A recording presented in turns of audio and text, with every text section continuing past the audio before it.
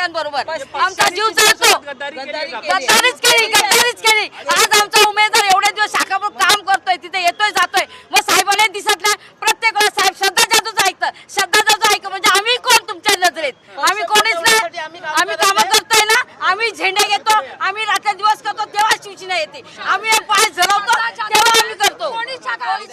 कोणी केली आम्ही जर शिवसेनेचं उतरणार नाही, आम्ही बायका घरदार टाकतो, संसार टाकतो आणि महिना आम्ही मेळाव्याला फिरतो, प्रचाराला फिरतो। आणि हे उद्धव साहेब समजू नये, आज 7 वेळा तिला दिलं तरी तिचं बाईचं मन भरत नाही। दुसरा आज आजारी नवरा तुम्हाला दाखवत, तुम्ही ते पागळात म्हणजे आमचं काहीच नाही, आम्ही कोणच नाही।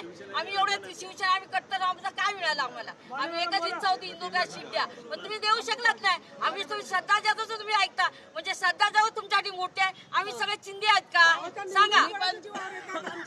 मी पण 35 वर्ष काम करते शिवसेनेचं, यांच्या बरोबर 8 वर्ष मी पण काम करते। 2017 मध्ये सुद्धा त्या निवडून आल्या, महिलांना साड्या वाटल्या, त्या साड्याचे 3 लाख रुपये माझे अजून दिले नाहीत। माझे दागिने घाण ठेवले मी, त्या बाईने मला अजून पैसे दिले नाहीत। फक्त काय यांना काही सीटा घ्यायच्या आणि मोठं मिळवायचं, गरीब माणसाचे पैसे द्यायला काय होतात? मी रस्त्यावर बसून वडापाव विकते, माझे पैसे अडकलेत पण मी विचारलं नाही। आज त्याच माणसाला घेऊन इथे आली आणि सीट मागून घेते, म्हणजे आजारी माणसाच्या जीवावर तुम्ही तिकडे कमवता। काम करणाऱ्या माणसाचं काय करायचं त्या माणसाने?